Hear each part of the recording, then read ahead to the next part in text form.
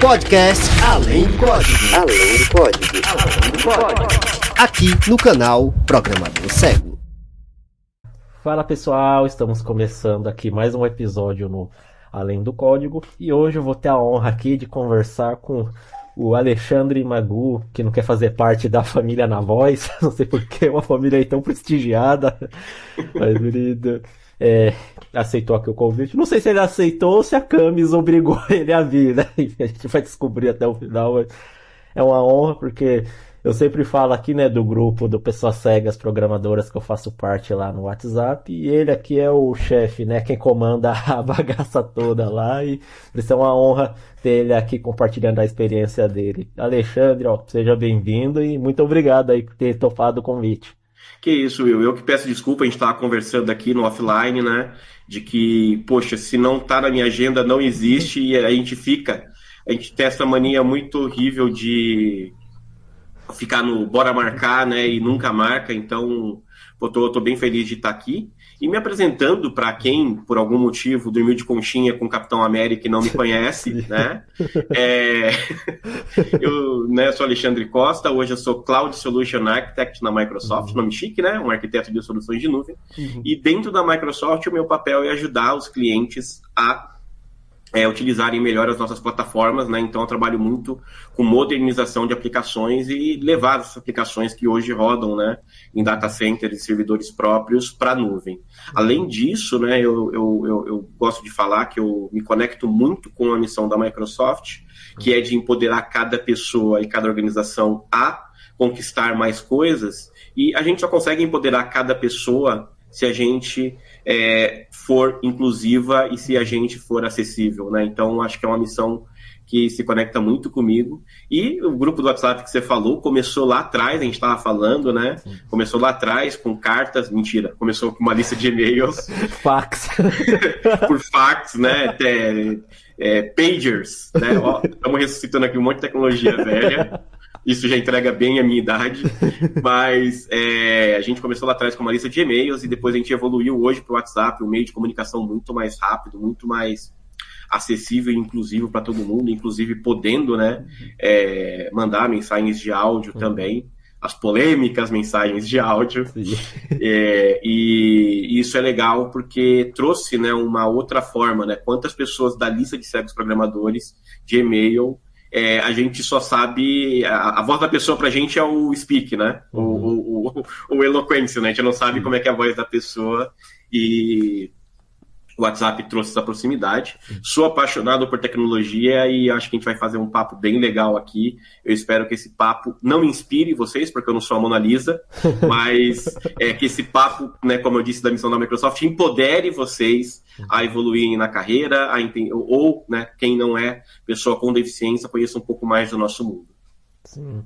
E esse grupo com certeza me ajuda bastante lá. Às vezes o negócio dá uma descambada pro outro lado. Depois, até se você quiser aqui passar o número do seu psicólogo ou psiquiatra aí que te ajuda a manter a sanidade, não deve ser fácil não. Cara, mas eu acho legal, e é uma coisa que eu gosto de falar muito, e esses dias eu mandei, né, várias mensagens de texto ali, na sequência falando desse tema, né? Eu acho legal o grupo, porque no dia a dia a gente não lida só com máquinas, né? Nós não somos máquinas e a gente não lida só com máquinas. Então, é uma forma ali, de uma certa maneira, de representar um grupo de trabalho ou um grupo de estudos, né? E tem regras que deveriam ser seguidas, nem sempre são, e é inerente do ser humano. Todo mundo ali tem uma paixão muito grande por programação, por tecnologia, então é muito fácil a gente deixar a emoção tomar conta da gente e a gente, né, falar de alguns outros assuntos, e tudo bem, o grande problema não é esse. A grande coisa é quando realmente, que você disse, né, o negócio descamba e vai para um lado, ou quando entram em assuntos que hoje são totalmente proibidos dentro do grupo, né? Bom, primeiro, a gente não fala de nada que não seja ético ou ilegal, né? Então, temas como pirataria, temas como golpes, fraudes e outras coisas a gente não comenta lá, e infelizmente eu já tive que tirar pessoas do grupo por causa disso. E para mim é muito triste quando eu tenho que chegar realmente às vias de fato. Mas é isso, né? É uma sociedade, né? É uma mini sociedade dentro da sociedade. E se a gente não segue as regras, a gente acaba criando um ambiente que não é seguro para todo mundo. E uma coisa que me deixa muito orgulhoso do ambiente que a gente criou ali, né, todos nós, é que qualquer pessoa pode fazer qualquer pergunta. Não tem essa de pergunta boba de iniciante e nem gente dando respostas ruins, né? Tanto que qualquer tipo de sinal de que o negócio vai para um lado meio errado, eu consigo intervir a tempo e, graças a Deus, eu estou conseguindo manter a terapia e os medicamentos em dia, então tá tranquilo. Sim. O Wiki, essa descambada também, às vezes as pessoas fazem pergunta, a pergunta dela se perde no meio de um monte de coisa que, em vez da pessoa responder, fica falando de outro tema, né? Mas aí a pessoa faz a pergunta de novo, uma hora alguém responde. Com certeza. E começando aqui um pouco com a sua história a respeito aí da deficiência visual. Você nasceu cego, perdeu a visão depois, ficou cansado desse mundo, não tem mais nada que vale a pena ver aqui, não quero ver mais nada. Resolveu ficar cego. Eu já vou começar já indo no off-topic, depois eu respondo essa pergunta, mas você sabe que a expressão o pior cego é aquele que não quer ver, ela é real mesmo. Foi uma pessoa na Idade Média que ela sofria de catarata. E aí ela foi feita a cirurgia, e quando ela começou a ver o mundo sem ser todo embaçado, né, Idade Média, as pessoas sujas, as construções tudo horríveis, o negócio, ele foi pedir para o juiz para voltar a ser cego. Nossa. E a sentença que o juiz deferiu foi exatamente essa, né, que ele autorizava, assim, né, que tirassem a visão desse indivíduo, e ele termina a sentença dele falando que o pior cego é aquele que não quer ver. Então, isso é uma verdade. Mas vamos lá, a minha história, ela começa com eu sim nascendo cego. Eu nasci com glaucoma, né, e para quem não sabe, glaucoma é uma doença que acomete os olhos, em que o olho ele acha que ele está vazando, então ele entope os vasos e ele gera uma grande pressão no nervo óptico e você começa perdendo visão lateral, né? Mas eu nasci cego e meus pais, super jovens na época, primeiro filho deles, eles não, os médicos, né, da maternidade disseram que não tinha o que ser feito, só que eles não acreditaram nisso e eles foram procurando outros especialistas aqui em São Paulo e acharam o Dr. Virgílio, que cuidou de mim até os 18 anos, onde ele falou que tinha uma cirurgia experimental na época, que poderia me permitir ter alguma visão. Eu fiz essa cirurgia com 20 dias de nascido, e aí eu fui baixa visão. Eu nunca enxerguei de longe, eu nunca tive visão lateral, e eu sempre, apesar de eu ter feito a cirurgia nos dois olhos, ela só funcionou no meu olho esquerdo. Eu nunca enxerguei do olho direito, né? O meu olho direito ele é atrofiado. E então isso me permitiu ter baixa visão, então fui uma criança bem sapeca e bem curiosa, então eu saía derrubando tudo, porque eu ia tocando tudo com as mãos para tentar ver mais de perto e tudo mais, e na escola eu tinha que ir até o quadro, ler a lição, voltar para a carteira, escrever, né? E aí ganhei vários apelidos de cabeção, de sai da frente, né? Seu pai não é vidraceiro e coisas do gênero. Mas aos 30 anos, né, eu tive uma segunda crise do glaucoma. Ano passado, né? Quem dera. Já vai fazer 16 anos já, tô com 46 agora. E teve essa crise do glaucoma e eu fiquei cego, né? Foi em 3 meses, assim. Eu usava óculos, né? Que é assim, não só satisfeito com o glaucoma, eu ainda tinha 12 graus de miopia. E então o meu óculos tinha quebrado, e quando eu fui nesses oftalmos de ótica mesmo, né, para fazer um exame, ele falou, cara, posso, né, aferir a pressão do seu olho e tal? E a gente viu que estava super alta.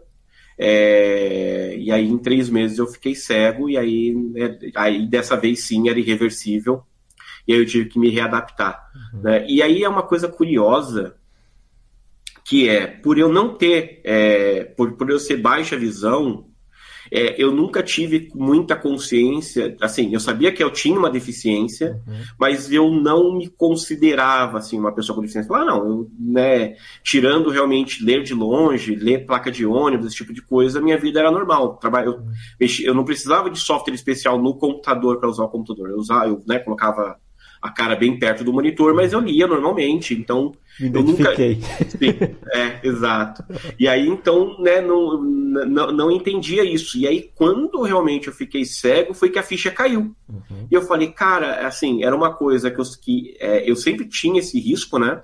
Eu sempre tive esse risco de ficar cego um dia, mas nunca me preparei. Então, até então, eu não tinha aprendido Braille, eu não sabia, né, andar com a bengala, porque eu confiava muito na baixa visão que eu tinha. Eu não conhecia leitores de tela. Então, ali foi em 2008, né, que eu fiquei cego, eu tive que passar muito rapidamente por tudo isso, porque, né, eu tinha como eu já tinha uma vida andando, quando isso aconteceu, os boletos não iam parar de chegar em casa, eu tive, né, que arrumar um novo emprego e tudo mais. E aí foi essa jornada, né, de uma nova pessoa com deficiência visual, que até então eu não me considerava, tendo que aprender tudo isso que a gente usa no nosso mundo hoje. E é incrível, fazendo um paralelo hoje, o quanto esse desconhecimento de ferramentas acessíveis, né, de tecnologias assistivas, me prejudicou ao ponto de, sim, eu ser uma pessoa muito produtiva, mas a um custo muito grande de energia, e hoje eu me considero muito mais produtivo e muito mais capacitado do que eu era. Então, muito provavelmente o Alexandre Baixa Visão, se ele tivesse conhecido ampliadores de tela, os próprios leitores de tela, cara, eu teria tido uma vida muito mais tranquila. Sim. E gerou uma certa identificação, que como eu tenho retinose pigmentar, eu também sempre fui baixa visão, mas chegava normal, sentava na frente, já fiz isso que você fez também, às vezes ia até na frente da lousa para ler, depois voltar para a carteira, às vezes alguém ditava para mim, eu pegava caderno emprestado depois para terminar de copiar em casa, mas sempre enxerguei, dava com a cara nos postes, tropeçava, mas andava sozinho, né? E por mais que eu sabia que a minha doença era uma doença degenerativa, mas tinha aquela coisa, não, acho que não vai chegar ao ponto da cegueira, vou conseguir andar mais de dia do que de noite a visão era bem ruim, mas aí quando perdi a visão, também gerou toda essa coisa, agora a adaptação, o que eu vou fazer, como a Camis falou no episódio dela, né? Cada um tem o seu tempo, né? Claro, não existe o tempo certo, né? Uns aceitam mais, mas ficou essa, assim, deu. Agora será que tudo meu mundo vai ficar aqui dentro só do meu quarto, essa caverna de Platão, né? O bom é que pelo menos com a tecnologia assistiva eu consegui me adaptar bem, foi bem rápido para conseguir pegar os leitores de tela, tanto para computador quanto para celular. E me identifiquei com isso também, que antes, quando eu ficava também com a cara colada no computador, eu era bem pouco produtivo, ficar bem mais produtivo, fazer as coisas bem mais rápido com o leitor de tela. Eu penso assim, cara, se eu já usasse isso antes, eu acho que eu não ia ficar forçando tanto a visão e seria bem mais produtivo, fazer as coisas bem mais rápido do que ficar forçando. Não, eu enxergo, é só eu aumentar a letra aqui. Exato, não, e foi muito isso.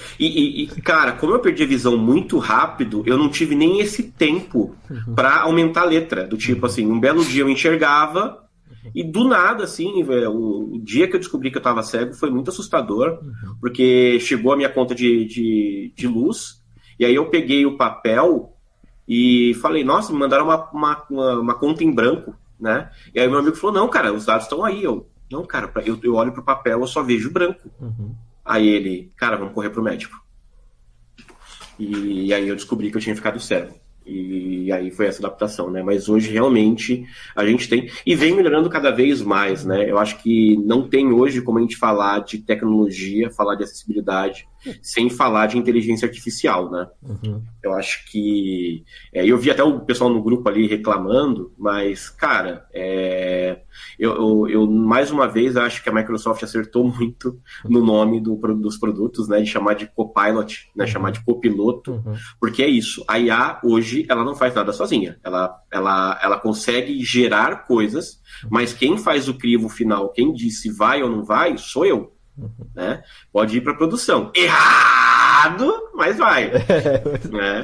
Mas quem deixou ir errado fui eu, né? Não foi a inteligência artificial. Então eu acho interessante isso. E para nós, pessoas com deficiência visual, a gente poder usar um Be My Eyes hoje para descrever imagens, para descrever...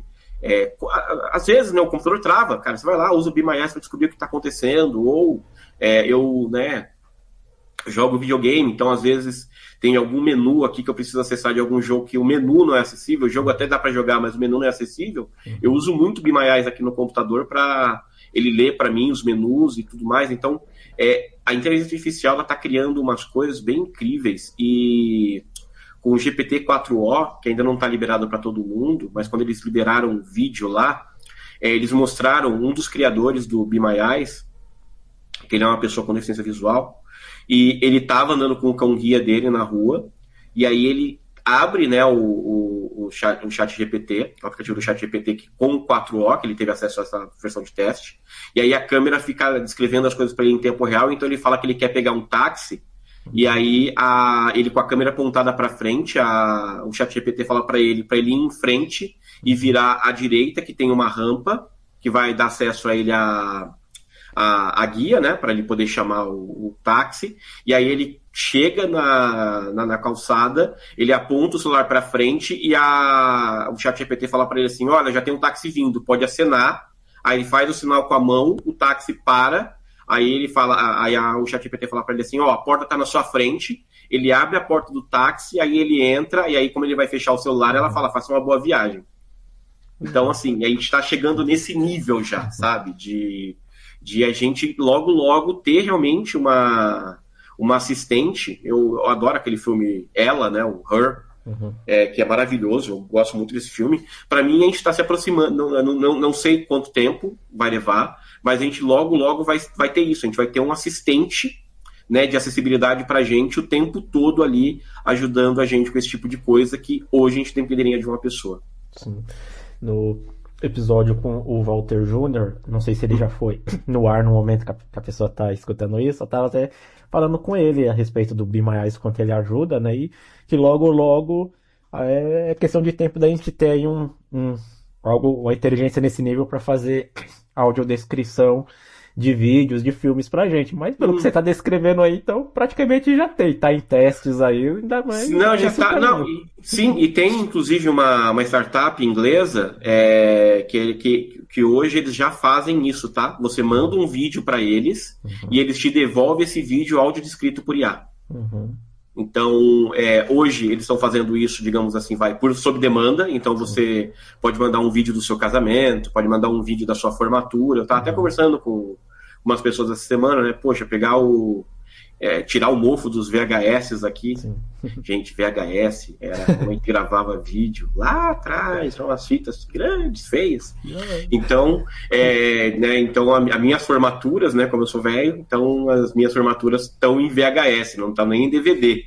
Né, então eu teria que resgatar esse VHS, digitalizar ele e provavelmente pedir para o pessoal fazer, então, nessa startup, me devolver esse vídeo com a audiodescrição. Que é uma coisa que mudou para mim, e não sei se mudou para você também, mas antes da inteligência artificial, eu era meio reticente com fotos.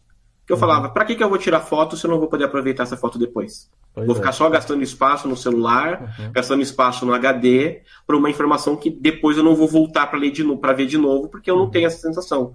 E hoje, com o Be My Eyes, com o Sim AI descrevendo as fotos, é uma sensação muito gostosa de voltar, pegar a descrição e a gente conseguir viver de novo aquele momento, né? Porque a foto, ela traz pra gente isso, né? A pessoa que enxerga, ela olha uma foto, ela tem, né? Ela lembra do cheiro daquele lugar, ela consegue lembrar a música que estava tocando, como é que estava a temperatura. E hoje, com a descrição das fotos, a gente volta a ter essa mesma sensação, né? Então é uma coisa que, realmente, para mim, a inteligência artificial, ela tem sido bem transformadora. Sim. É o que a gente sempre fala, né? A inteligência artificial não vai substituir ninguém. Quem vai substituir é a pessoa que souber utilizar ela. Exato, exato. E os empregos eles estão mudando, né? A gente está vivendo de novo mais uma revolução. A gente viveu uma primeira revolução como humanidade, que foi quando a gente saiu, deixamos de ser caçadores para virarmos agricultores, né? A gente deixou de ser nômade, a gente deixou de caçar para plantar né, cuidar dos animais que a gente posteriormente ia, né, jantar, literalmente. Agora, depois disso, a gente teve a segunda revolução, que foi sair do campo para ir para a indústria. Ou seja, a gente deixou de fazer um monte de trabalho manual para ter trabalhos facilitados por máquinas, né? Seja a máquina a vapor, depois os motores elétricos. Então a gente saiu. Aí a gente passou por uma outra revolução que foi sair da indústria para ir para os escritórios, né?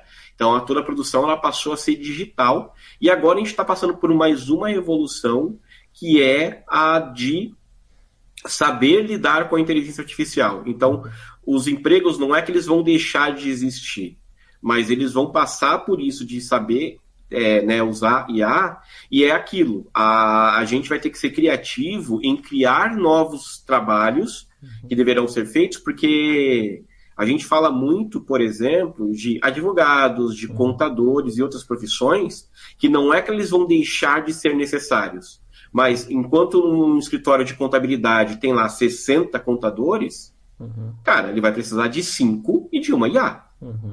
Né? E essas outras pessoas vão ter que ser o quê? Vão ter que ser treinadoras dessa IA, vão ser pessoas que vão atualizar as bases de conhecimento para a IA poder fazer corretamente a contabilidade. Então, vai ser um trabalho mais nobre, né? Menos manual, mas muito mais focado nessa gestão do conhecimento. Sim. E você falando aí dessa demonstração do rapaz usando essa IA para pegar o táxi, eu fico imaginando como vai ser isso aqui no Brasil, a IA descrevendo, você tá com o celular na mão, ela descreve, um rapaz com a máscara, uma faca na sua frente, por favor, passe o celular para ele sem resistir. Nada. É assim, está vindo uma bicicleta na sua... Bateu. Né? Então vai ser nesse nível. Não, e é outra coisa que me deixa triste, né? Eu há 3 semanas atrás eu fui para os Estados Unidos. Eu fui competir lá na Evo, né? Que é o Evolution Championship, que é o maior campeonato de jogos de luta do mundo. E eu fui para lá. E toda vez que eu vou para os Estados Unidos, e aí, gente, aqui eu não estou fazendo papel de síndrome do vira-lata nem nada não, tá? Eu estou contando uma experiência de ir para lá. Tem algumas diferenças muito claras entre a cultura brasileira e a cultura americana em relação à pessoa com deficiência. Lá, eles têm diferente de nós, eles não são assistencialistas, então, o que eu quero dizer com isso? Não é que eles não vão te ajudar, mas eles só vão te ajudar se você pedir ajuda. Então, você está andando na rua, eles não vão te parar e perguntar: para onde você quer ir? Você sabe para onde você quer ir? Você quer que eu te leve no colo em algum lugar? Né? Eles não vão fazer isso. Se você estiver andando, eles vão te deixar andando. Agora, se você falar, né, com licença, eu preciso de ajuda, como é que eu chego em tal lugar? Também já é diferente da gente. Né? Aqui, uma vez eu lembro que eu estava indo na direção do metrô Ana Rosa, e eu era baixa visão ainda, hein? Eu nem era cego. Eu era baixa visão. E eu perguntei: o metrô Ana Rosa é nessa direção? Eu perguntei isso. O metrô Ana Rosa é nessa direção? A pessoa me pegou pelo braço e foi me puxando para me levar até o metrô. Né? Então, assim, e eu nem era cego. Imagina, né, fazendo essa pergunta, eu era cego. A pessoa ia me pegar no colo. Né? Mas lá, assim, a primeira coisa que eles fazem é te dar as instruções. Então, como é que eu chego em tal lugar? Eles vão falar: você vai em frente, mais ou menos tantos metros, você vira à direita. Né?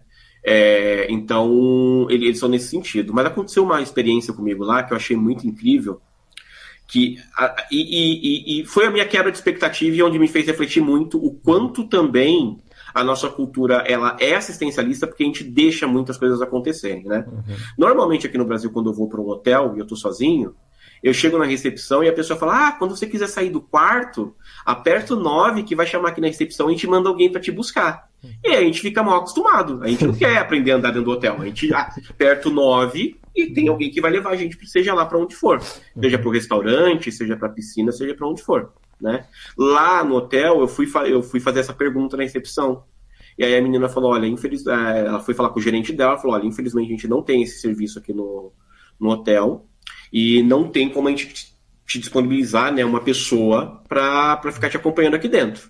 Ela falou, o que eu consegui aqui com o meu gestor é te ensinar o caminho que eu precisava de ajuda para ir para saber, né, qual era a melhor forma de eu ir pro evento, né? E até descobri mais uma das criações lá do Elon Musk lá, que foi a The Boring Company, onde ele fez vários túneis em Vegas que ligam hotéis e centros de convenção. Então, um percurso de 30 minutos leva 5. Nossa. É impressionante. Né? E aí ela chama The Loop, né? E aí ela queria me ensinar a chegar lá. E aí a gente foi na recepção, e aí ela foi me descrevendo o caminho, aonde eu tinha que, né, ir falando pelos lugares que a gente estava passando, porque, cara, é um resort que eu fiquei lá, que ele tem, eu acho que era 30 mil metros quadrados, é um negócio gigantesco, assim, é uma propriedade muito grande, assim. E aí ela foi me ensinando, só que ela foi me ensinando assim, olha, percebe que agora a gente passou por um portal e o som agora é mais aberto. Então, quando você ouvir assim, né, quando o som mudar para ficar mais aberto, você vai virar à direita. Aí ela, olha, agora aqui você vê que o som fechou de novo, a gente vai virar à esquerda. Ela falou assim, agora pega sua bengala, bate na parede. Olha, tem essas colunas aqui que elas são diferentes. Então você vai contar 4 colunas e você vai achar o elevador. Né? Então ela foi me descrevendo o caminho, não só dando as instruções de direita e esquerda, mas ela teve uma empatia tão grande de falar que o som era diferente, que eu ia ouvir alguma coisa, que eu ia sentir um piso diferente e tal. Eu fiquei maravilhado. Eu falei, cara, das duas, uma, ou essa menina ela tem na família alguma pessoa que é cega, ou ela tem realmente uma visão de mundo privilegiada, porque foi incrível assim, o que ela fez. E quando eu voltei para cá, eu parei para pensar muito nisso, do tipo, caramba, né, cara, eu fui para outro país que não fala o meu idioma, que tem uma cultura completamente diferente e que me trouxe uma perspectiva de vida diferente. E aqui a gente reclama às vezes que, sei lá, não veio alguém na porta de um restaurante buscar gente, que não, né, ou, não, eu não vou para tal lugar porque eu vou chegar lá e talvez não tenha alguém para me dar assistência, né, e quantas experiências a gente deixa de viver por causa disso, e o quanto a gente cria essa necessidade nossa mesma de ter alguém para fazer isso, sendo que o correto seria, cara, eu tenho que chegar na frente de um evento e entrar. Sim. Eu não tenho que depender de alguém me levar, né? Eu não tenho que depender de ter dentro do evento um funcionário que vai ficar me guiando lá dentro. Não, o ambiente já tem que estar preparado para me receber do jeito que eu sou. E, cara, é incrível isso, porque lá, né, Vegas, cara, assim, os cassinos não é um lugar escondidinho que você entra numa porta. Eu passava por dentro do cassino para ir pro negócio. E, cara, tava lá as mesas de pôquer no meio do caminho e ninguém foi lá tirar ou ficar, sai daqui, não sei o que, né? Vem pra cá. Não, cara, eu pude andar com toda a liberdade do mundo mesmo, assim. Então foi uma experiência muito legal que me enriqueceu bastante, assim, como pessoa com deficiência, que até então só tinha viajado para fora acompanhado de outros brasileiros, né? Sim. Em teoria, é disso que os cegos aqui reclamam. Eles não falam que quer ser tratado igual todo mundo, que é normal. Então, uma forma de tratar normal é você chegar no evento e ninguém ficar com privilégios porque você é cego, ou te deixar andar normal. Exato. Não, e outra coisa, tá? Eu não sei se foi desinformação, mas eu acabei até não conseguindo participar entrar, né, na arena principal no final, porque tinha uma fila lá de quase 3 horas para entrar. E, cara, lá ninguém falou de fila preferencial. Né? E não que eu acho que não tem que ter, eu acho que tem, cara. A pessoa com cadeira de rodas vai ficar 3 horas numa fila, né?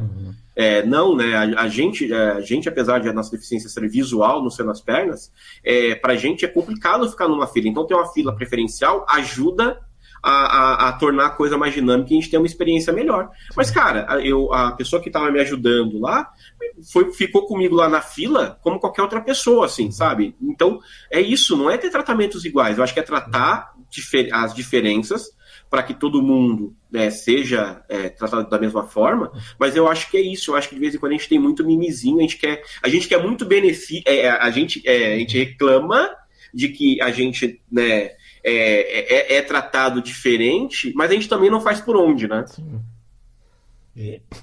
Fala esse negócio de fila, coisa preferencial. No trem, eu não gosto de ficar no assento preferencial. Eu sei que eu tenho direito, mas é que eu penso assim, caramba, meu problema é só no olho, eu tenho aqui 34 anos, tô jovem, aguento ficar em pé na viagem, não tenho problema nenhum, deixa o assento aí pra outra pessoa que tem dificuldade de ficar em pé, ela senta, não vou ficar só porque eu tenho direito, vamos dizer, é um direito que eu também não sou obrigado a ficar sentado aqui, porque as pessoas também ficam tudo olhando assim, como eu ainda não uso a bengala, né, pra eles é só um cara jovem sentado no assento preferencial. Nossa, cara, e eu já tive várias situações dessas, assim, de, cara, às vezes estar dormindo no ônibus, né, e assim, quando eu morava na Zona Norte, eu pegava um ônibus que levava 40 minutos para chegar no metrô Santana, então, esse ônibus lotava muito, então, quando eu entrava, eu aceitava o assento, porque, cara, ia lotar demais, e aí ia ficar complicado até para ficar me segurando, e, né, esse tipo de coisa, então eu sentava,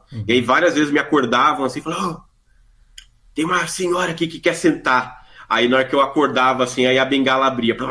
Aí, ai, desculpa, não sei o que lá. E aí, assim, sei lá, no banco de trás, outras pessoas jovens sentadas, assim, sem deficiência nenhuma. E aí foram logo mexer comigo, assim, do tipo, caraca, né, velho?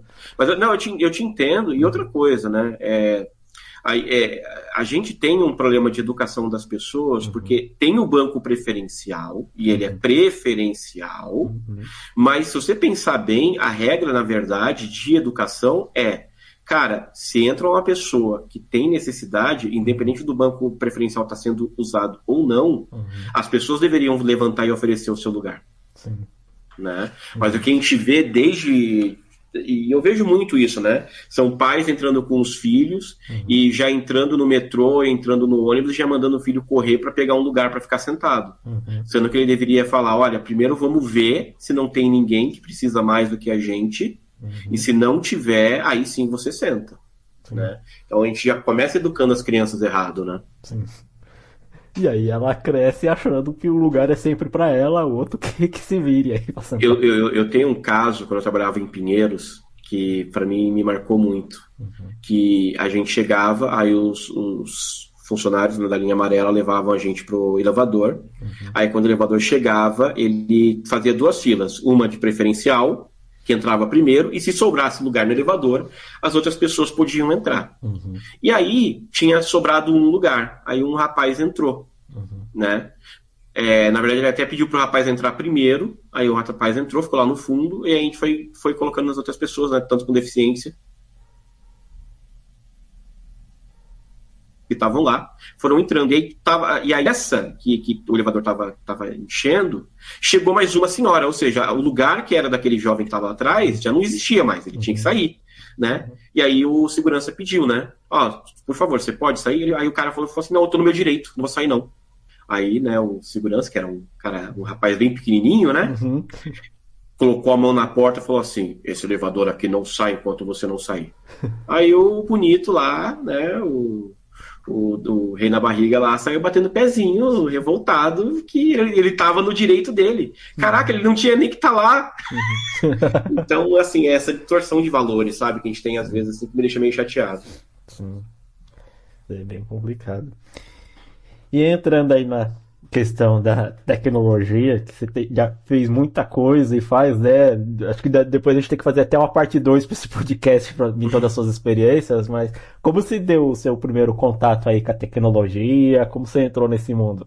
Cara, isso é uma história muito legal e eu tenho bastante orgulho dela, porque é o que eu tento fazer hoje, sabe? Mas assim, uma professora, ela mudou a minha vida.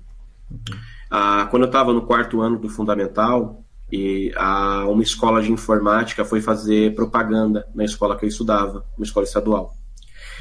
E aí eles deram um voucher de bolsa de estudos para a professora. E aí a professora, ao invés de dar esse voucher pro filho dela, que estudava na minha sala, na carteira do lado da minha, ela deu o voucher na minha mão e falou, olha, se precisar eu converso com seus pais, mas vai fazer esse curso aqui, porque eu tenho certeza que você vai aproveitar muito mais do que o meu filho. Uhum. E aí, né, como toda criança de 9 anos, eu infernizei meus pais, a gente foi lá se matricular. Assim, eu sou de uma família bem humilde, na época a gente estava construindo a casa, então o dinheiro não era um negócio que sobrava, mas aí, como realmente, era uma bolsa de estudos mesmo, tá? Não era você ganha a bolsa, só paga o material didático, não, eles deram tudo mesmo. E aí eu fiz um curso de uma linguagem de programação para ensinar lógica para crianças chamada Logo, que eu acho que até nas escolas municipais aqui em São Paulo, eles davam essa mesma aula para as crianças. E como é que funciona o Logo, né? Ele é um ambiente lúdico onde tem um cursorzinho no meio da tela, que eles chamam de tartaruga, e aí você pode dar comandos para essa tartaruga. Então você fala frente e uma quantidade de pixels. Ela vai andar e fazendo um risco nisso daí. Aí você pode falar direita ou esquerda para ela mudar o ângulo. Então se você faz direita 45, a tartaruga ela ia inclinar 45 graus. Você ia falar frente 50. Direita 45, frente 50, direita 45, frente 50, você desenhava um triângulo, né? Então, ela servia para... Então, você podia fazer isso no modo interativo, só que eu era uma traça de livro, né? Então, era baixa visão, mas eu adorava ler. E aí eu peguei, quando comecei o curso, eu fiz a primeira aula, e quando eu cheguei em casa com o meu livro, eu devorei o livro. Assim, eu li o livro inteiro. Então eu aprendi que tinha uma forma de programar. Eu não sabia nem que tinha esse nome ainda, mas eu aprendi que tinha um comando, que ao invés de você ficar dando essas ordens uma a uma, você podia criar meio que scripts. E aí quando eu cheguei na segunda aula, eu já comecei a fazer esses scripts e o professor ficou abismado. Ele falou, cara, que genial. E aí na terceira aula ele falou assim, olha, ele falou, vou ser bem sincero com você. Você já conhece mais da ferramenta até do que eu mesmo. Assim. Você já está fazendo coisas que eu não sei nem como é que você fez. Então... continue estudando, continua fazendo os exercícios que você está fazendo aí, e eu vou dando apoio para os outros alunos, e qualquer dúvida que você tiver, você me faz. E aí eu fiquei muito triste que quando eu terminei esse curso, foram 3 meses de aula, né? Quando eu terminei esse curso, a escola me convidou para fazer o próximo módulo, que ia ser o módulo de programação em Basic. Só que, infelizmente, aí eles não conseguiram me colocar nesse curso porque eu não tinha idade ainda. Eles precisavam que eu estivesse no 6º ano e eu ainda estava no 4º ano. Então, assim, mas eu me apaixonei por informática ali. Assim, eu falei, cara, eu não sei se dá dinheiro, eu não sei o que é, mas eu quero trabalhar com computadores.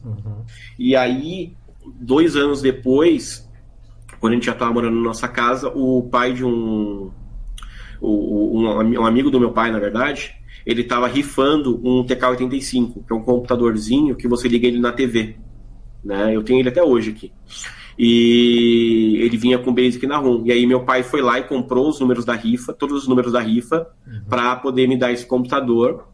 E aí, nossa, cara, e aí foi onde eu me joguei mesmo.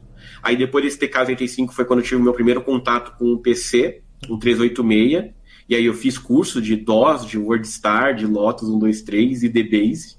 E aí entrei de vez pro mundo da programação. Comecei a fazer sistemas para fora, freelances, e depois que eu fui trabalhar fora mesmo em algumas consultorias, até chegar hoje na Microsoft, né? Legal. Aí as pessoas chegavam para você e perguntavam quanto você cobrava para fazer um programa. Não, isso aí com certeza. Fui garoto de programa durante muito tempo. Fiz cara, coisas que a galera que tá ouvindo nem deve saber o que é, mas já fiz muito sistema de locadora, fiz sistema para sindicatos, cara, sistema de locadora era básico, assim, nossa, todo mundo tinha, qualquer pessoa que desenvolvia na época lá, tinha no portfólio um sistema de locadora. Sim. Pra quem não sabe o que é uma locadora, era tipo um Netflix, mas que você tinha que ir até o lugar pra pegar o filme. Era o Netflix offline que você ia lá pegar. É que nem eu tenho uma foto quando eu trabalhava no Banco Itaú, tinha lá a área do café e tinha os jornais que eles deixavam lá pros funcionários lerem de manhã, né?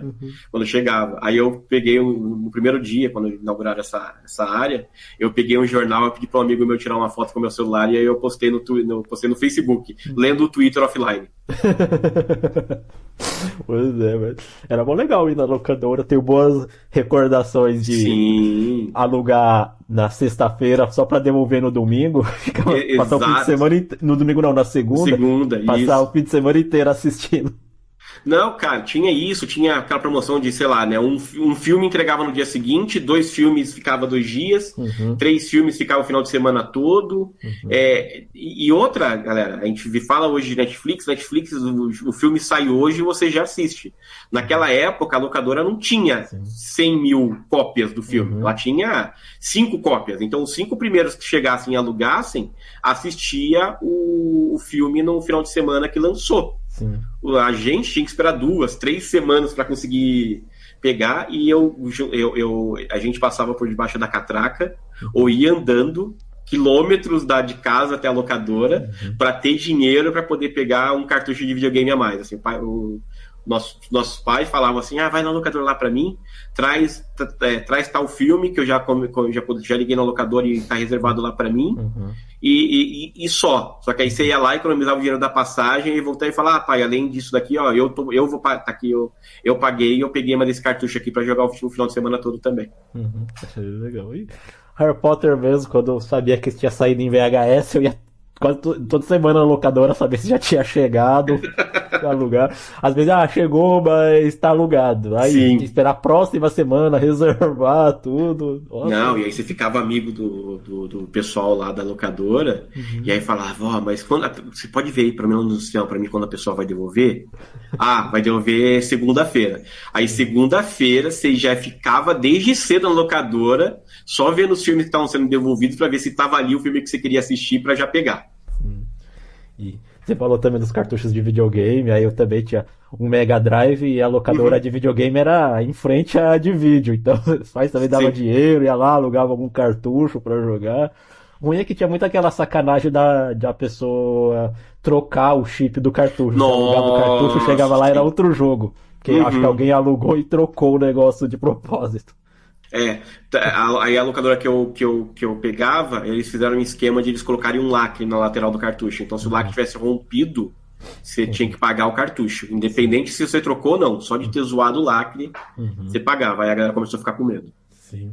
Fizeram bons tempos e assim como você também, eu já me apaixonei pela informática também, assim que eu tive o primeiro contato com o computador. Era um Windows 3.11 que meu pai trouxe lá da firma onde ele trabalhava. Uhum. Acho que eu tinha uns 6 anos na época, mas já me encantei com aquela coisa, computador lá. É com isso aqui que eu quero trabalhar. E aí quando eu assistia filmes tipo Cheque em Branco, que o menino mandava o computador ficar falando as coisas pra fingir que era outra pessoa, ficava impressionado. Nossa. Nossa, dá pra fazer isso com o computador? Nossa, assim, tem muito isso, assim, eu lembro que meu pai, ele comprava umas revistas de eletrônica Uhum, que falava de informática na época, né, uhum, e tinha muito isso, assim, daquelas, que eles chamavam de workstation, que eram os computadores que, sei lá, os estúdios do Spielberg usavam para fazer os efeitos especiais. uhum. Aí, na minha cabeça maluca de criança, eu achava que, assim, então se digita no computador para nevar e começa a nevar no cenário. Para mim não era uma edição no vídeo, né? Para mim era o computador conseguia manipular o ambiente, assim. Uhum, Então, esses filmes fizeram muito a gente imaginar que informática era uma outra coisa. E tem isso até hoje, né? Eu acho que muita gente entra na área sem saber exatamente o que é trabalhar com informática, né? O que é programar, o que a gente faz de verdade, né? É muito difícil explicar para as pessoas o que a gente faz, né? uhum. Sim. E eu ia muito em Lan House também, tinha uma perto de casa que fim de semana era R$ 1 a hora, minha mãe me dava R$ 2 pra eu ir lá ficar 2 horas, ia com um monte de disquete lá pra aproveitar, baixar as coisas, trazer Uhum. computador de casa, porque a internet em casa era luxo que nem todo mundo tinha, não. Sim, sim. Nessa parte de internet, eu tenho uma história bem interessante também. Uhum, Por quê? Porque quando eu era adolescente, eu estudei com um amigo que o irmão dele já trabalhava com informática, então uhum, eu ia muito na casa dele para conversar com ele, a gente falar de mercado de trabalho e tal, e foi inclusive quem me ajudou a conseguir a minha primeira vaga numa uhum, consultoria, né? O Ivan. Nossa, muita saudade dos papos que a gente tinha. E nessa época tinha um serviço da Telesp, né, que era a antiga empresa de telefonia aqui de São Paulo, estatal, chamado Videotexto, onde você era um modem exclusivo para esse tipo de comunicação, que era um modem de 1200/75, não era o modem que a gente usava depois para acessar a internet e as BBS. E aí você acessava esse serviço de texto, ligava tanto que era um número de 3 dígitos só. E aí você conectava e lá tinha vários serviços. Você conseguia fazer consultas no Detran, e também tinha um bate-papo, né? E aí eu ficava horas nesse bate-papo de madrugada, assim. E tinha uma galera que se reunia lá pra gente bater papo, fiz várias amizades, tal. Aí depois esse serviço foi descontinuado, e aí quando esse serviço foi descontinuado, eu fui para as BBS. Aí eu assinei a Mandic BBS durante muito tempo, e a Mandic foi a primeira BBS do Brasil que conseguiu um link de internet. Então eu ligava para a Mandic, aí eu acessava a opção lá de conectar com a internet, e aí eu rodava um navegador para acessar os primeiros sites, assim. Então eu consegui participar, digamos assim, desse lançamento da internet no Brasil. Mas evoluiu muito rápido de lá para cá, assim, e como eu morava num bairro afastado, demorou um pouco ainda, né, para chegar o Speed, né, que era a conexão DSL e tal. Então era muito isso que você falou, assim, legal, fazia cara, baixar um MP3 em casa era uma noite. Sim. E aí acontecia aquilo que você falou com os cartuchos, né? Você ia lá, baixava lá, ou sei lá, Michael Jackson, thriller.mp3. Você ia ouvir no dia seguinte, era um forró. E carregar a imagem, então, era um striptease. Já carregando de cima pra baixo, uma imagem toda até carregar tudo. Nossa, total. Não, e fora que a qualidade das câmeras na época eram podres, né? Então, você tava conversando com alguém assim, e a pessoa, vou te mandar uma foto minha aqui. Aí era isso que você falou, assim, né? Ia formando a imagem pouco a pouco, assim, numa qualidade bizarra de ruim, assim. Era muito... Mas aí, cara, eu acho que evolui, assim, é impressionante, e por isso que eu falo que, assim, não dá pra gente medir o tempo de que uma evolução tecnológica vai acontecer, porque o nosso cérebro ele é muito limitado, ele é muito linear. Se a gente pensar que eu tô falando de internet, estou falando de 30 anos atrás, e a quantidade de coisas que surgiram nesses 30 anos, naquela época eu nunca ia imaginar que ia estar desse jeito. Sim. Só em 30 anos, sabe? Então... é muito louco isso. Sim. E a primeira vez assim que chegou o Speed lá em casa, que a gente conseguiu colocar, o Speed de 2 MB, eu achava assim, nossa, agora eu consigo baixar esse arquivo, esse vídeo aqui de 800 MB em 10 minutos, nossa, que rápido. Enquanto hoje a gente já consegue 3, 4 GB nesse tempo baixar. Sim. Hoje aqui em casa, por exemplo, eu tô com uma conexão de 700 megas, né? Cara, sei lá, eu vou baixar a instalação do Visual Studio assim, praticamente instantâneo. Eu clico no link, já tá na máquina, assim, né? Então, e naquela época, nossa, era horas e horas e horas esperando para baixar uma única música. Sim. Para assistir vídeo, então, que o YouTube tinha aquele sistema de carregamento, né, diferente de hoje, que ele só vai carregando enquanto você está assistindo. Você tem que deixar pausando, aí esperar o vídeo carregar todo. Agora eu vou dar um vídeo de 5 minutos, carregar todo. Agora eu vou dar o play para poder assistir. Exato. Senão eu ia assistindo e travando. E aí ficava aquela engrenagem girando a cada 5 segundos no vídeo. Nossa, cara, assim, mudou muito. E até esse conceito, né? Eu lembro que a gente tinha a gente fazia backup até da pasta downloads, porque você não queria baixar aquele arquivo de novo. E hoje a gente fala de streaming, né? De eu nem ter mais o negócio na minha máquina. Eu não me preocupo mais em guardar. Ou eu baixo o instalador de alguma coisa, eu termino de instalar, eu já mando apagar o arquivo. Sim. De tão commodity que virou, né? Então tem essa evolução e isso é muito interessante. E avançando mais aí um pouquinho dessa história da programação, aí terminou todo seu curso, você não pôde continuar, mas aí depois, como que foi as suas evoluções nas linguagens? Você chegou a fazer curso superior? Eu fiz curso superior, mas só depois para pegar diploma. Mas o que aconteceu então foi que quando eu ganhei esse meu primeiro PC, eu entrei num curso, né, numa escola, e até virei sócio dessa escola. A gente montou uma unidade, eu fui dono de escola de informática por mais ou menos uns 2, 3 anos, e aí eu dava aula e eu administrava, então meu pai, ele me ajudou montando a escola, mas quem fez toda a administração fui eu, né? Então ali com meus 15 anos. Só que nesse meio tempo, eu estudei por conta, através de livros, então eu falo que hoje, né, a galera tem essa abundância de informações e se perde para estudar alguma coisa, e naquela época, sei lá, vai colocando em... Hoje mesmo, né, livro de informática não é um livro barato, né? Você vai pegar e vai comprar um Clean Code, 200 pau, né? Você vai comprar um bom livro do Tannenbaum, você vai pagar quase 500 pau num livro. Então, imagina naquela época, né? Então, era aquilo. Então, eu comprei um livro de Clipper e, cara, devorei o livro, assim. Então, eu estudei muito, aí me tornei muito bom em programar em Clipper. E aí fui fazendo os sistemas, e esses sistemas aí iam me dando uma grana que ia me ajudando a melhorar a minha escola e também pagar balada, pagar minhas coisas.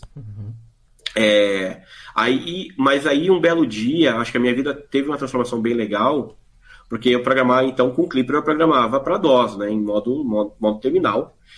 E aí eu comecei a mexer com VB3, né, Visual Basic 3, para programar para Windows, mas eu não gostava de como o VB trabalhava, como o VB funcionava. E aí um amigo meu, ele pediu para eu formatar e configurar o computador novo dele não, de uma prima dele. E aí ele veio com um CD, né, com vários softwares. E um dos softwares que veio nesse CD foi o Delphi. O Delphi 2.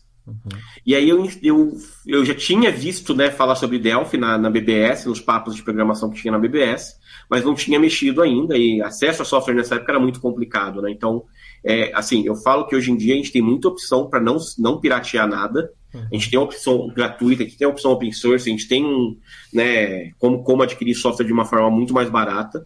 E na época não tinha muito disso. Então, sim, né, muita coisa eu aprendi, infelizmente, na base da pirataria, porque era a única forma que a gente tinha de acessar esse tipo de coisa. E aí eu instalei o Delphi 2 e eu me apaixonei, assim. Primeiro pela linguagem Pascal, que eu não conhecia até então, mas pela ideologia mesmo, assim, né, do que era desenvolver aplicações em Delphi. E aí acabei me especializando, e aí isso me levou ao meu primeiro emprego numa consultoria.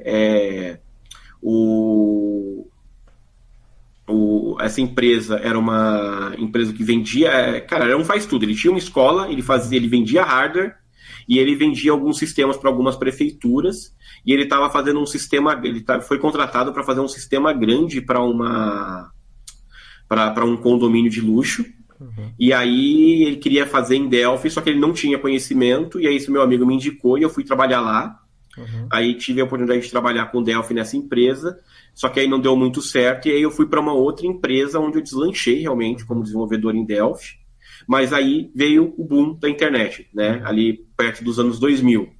Aí nessa eu aprendi ASP, né? Como eu já sabia um pouquinho de VB, aprender ASP foi fácil, mas aí programei em ASP até ali o comecinho dos anos 2000, 2001, e aí um belo dia eu aprendi PHP. E aí era Delphi para desktop, e é engraçado falar isso, né? Assim, tem gente que me conhecia ali em 2000, 2001. Eu meio que assim, cara, tirando Windows e Office, eu meio que assim, para programação eu tinha me afastado completamente de stack Microsoft. Então era Delphi, era PHP, era Firebird como banco de dados, né? Que era um port open source baseado no Interbase, que era da Borland. E fui trabalhando muito com essa stack até que um amigo, ele trabalhava numa empresa que era um braço da ONU aqui no Brasil, e fizeram uma proposta para ele ser demitido e montar uma consultoria para continuar fazendo o mesmo serviço, mas como consultor. E aí, só que aí com isso surgiu a oportunidade de pegar projetos bem maiores. Ele me convidou. E aí a gente pegou um projeto em Java para fazer, só que eu odiei, assim, era para fazer com um framework chamado Struts, que era um dos primeiros frameworks da MVC para Java, e, cara, você passava mais tempo codando XML do que codando Java. Era horrível, assim, eram muitos arquivos de configuração, e aí a gente estava com um prazo super atrasado, assim, para entregar um primeiro projeto, E aí eu falei para ele, falei, cara, assim, eu tô vendo o pessoal falar muito bem aqui de .NET, né, e de C Sharp, que é uma linguagem, assim, parece que a linguagem é parecida com Java, então acho que a gente vai conseguir entregar mais rápido se a gente fizer essa mudança, né? Aí ele falou com o cliente topou a mudança, e aí, sei lá, o que a gente ficou quase 2 meses fazendo com Java e não estava andando, a gente terminou em 15 dias com .NET. E aí eu me apaixonei. E aí eu falei, nossa, cara, não, é isso. Aí a gente trabalhou, né, trabalhou nesses projetos para a ONU aí durante quase 2 anos. Eu tenho um sistema meu que foi implantado em 32 países, né? E só que até então, né? E aí eu fui trabalhar com .NET em 2007, eu fui trabalhar numa consultoria. Só que aí foi o ano que eu comecei a perder a visão, né? E aí em 2008 eu fiquei cego. Nessa que eu fiquei cego, mas, pelo menos com todo esse conhecimento de .NET que eu tinha e, né, ainda ali me atualizando e tudo mais, eu consegui uma oportunidade em 2008 de entrar no Itaú. Só que eu entrei no banco de investimento do Itaú, que é o Itaú BBA, né? Fui por um time de arquitetura lá. E lá também foi quando eu, junto com uns amigos, eu ajudei a fundar o primeiro grupo de arquitetura de .NET, né? O .NET Architects, que começou também como uma lista de e-mail, só que esse pessoal começou a se reunir de final de semana. Então eles iam de sábado um dos nossos amigos, ele era professor na Unip, e aí ele conseguia uma sala de aula todo sábado, uma vez por mês pelo menos, para a gente conseguir ir lá na Unip fazer essas reuniões presenciais. E lá foi onde eu aprendi muito e fiquei apaixonado por esse lance de comunidade, de uma pessoa que ganhava dinheiro como consultora, estava mesmo assim no sábado compartilhando o conhecimento dela com outras pessoas, né? Isso foi muito legal. E aí, no Itaú, também, aí em 2008, né, eu conheci as comunidades e também comecei a conviver com tecnologias assistivas, e foi quando eu conheci a lista de e-mails de cegos programadores. Eu não fundei a lista já existia. Só que eu entrei e o Rafael, que era o administrador, ele falou que ele não estava mais tendo tempo de administrar a lista, e que pelo meu engajamento na lista e pelo conhecimento que eu tinha, ele perguntou se eu não queria ser moderador da lista, se ele não queria passar, né, se ele podia passar a propriedade da lista para mim. E aí eu topei o desafio, né? Só que aí eu comecei a frequentar vários eventos de tecnologia e eu não via outras pessoas com deficiência lá. E eu falava, caramba, né, cara, tá faltando alguma coisa aqui. Aí em 2013 eu comecei a palestrar em eventos, e continuo sentindo essa falta. E aí foi em 2015 que eu consegui tirar do papel o ENTDV, né, que era o Encontro Nacional de Profissionais de TI com Deficiência. E aconteceu dentro de uma faculdade aqui em São Paulo. E o evento foi tão legal, a gente teve quase 150 pessoas participando presencialmente, mas o evento foi tão legal que no final do evento eu fui convidado a realizar o evento na sede da Google no ano seguinte. Né? E aí em 2016 a gente fez uma segunda edição dentro do prédio da Google, que era na Faria Lima ali. E aí, com essa segunda edição na Google, eu fui convidado a fazer o ENTDV em Porto Alegre, dentro da sede da ThoughtWorks, e também fiz em Recife, dentro do Porto Digital lá. Então, cara, abriu muita porta. Só que a realização desses eventos, então a realização do ENTDV dentro do Google em 2016, fez com que, um mês depois que eu realizei o evento, chegasse para mim um e-mail de que eu tinha sido nomeado Microsoft MVP. Né? Então, o programa MVP é um programa da Microsoft que reconhece pessoas da comunidade que têm um grande impacto como influenciadores, né, nesse mundo de tecnologia, e fazem isso de forma voluntária. Né? E é um prêmio que é dado para pessoas da comunidade. Então, por exemplo, eu como funcionário da Microsoft, eu não sou mais MVP. Né? Eu posso falar que eu tive o título até 2021, mas eu não tenho mais. Mas foi uma comunidade muito grande que me ajudou muito, assim, e que me colocou em contato, assim, com pessoas, com seres humanos incríveis. Foi muito legal. Então, em 2016, e aí foi quando eu tive a primeira oportunidade de ir para Seattle, então foi a primeira viagem que eu fiz para os Estados Unidos. a sede da Microsoft por causa desse programa. E aí, em 2017, já depois de 9 anos no Itaú, eu estava me sentindo um pouco estagnado na carreira lá, eu não via nenhuma coisa acontecendo. Estava já como analista sênior, mas eu não via nenhuma perspectiva de me tornar especialista lá dentro, eu não via nenhuma movimentação para isso. Eu fui palestrar no TDC de Florianópolis, a convite do próprio Vinícius, né, um dos fundadores do TDC, e lá acabei conhecendo a Arquitect, que foi a empresa que um mês depois eu estava indo trabalhar em Florianópolis. Então, em 2017 eu saí do Itaú, fui trabalhar com mobile lá em Floripa, fiquei 4 anos lá. Depois de 2 anos eu fiz uma mudança de carreira, eu me tornei gestor, eu fui gestor de um time de 12 pessoas, adorava esse trabalho, mas eu sentia muita falta da parte técnica. E aí eu comecei a conversar internamente para, né, fazer a minha volta de novo para a parte de técnica. Só que quando eu tive essa conversa, me chegou uma mensagem da Microsoft no LinkedIn, falando que tinha uma oportunidade, que eu havia sido indicado, e se eu queria participar do processo. E aí eu falei, bom, não, eu já tenho, né? Então, vamos, né? E assim, o processo demorou um pouquinho, mas eu achei que eu não teria passado, né? A entrevista foi bem puxada e tal.